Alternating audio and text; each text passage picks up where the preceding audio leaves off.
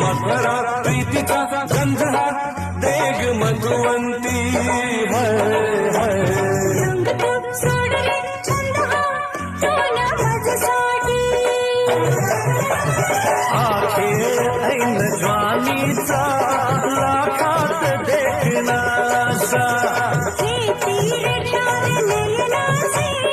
देती आम्हा दिलासा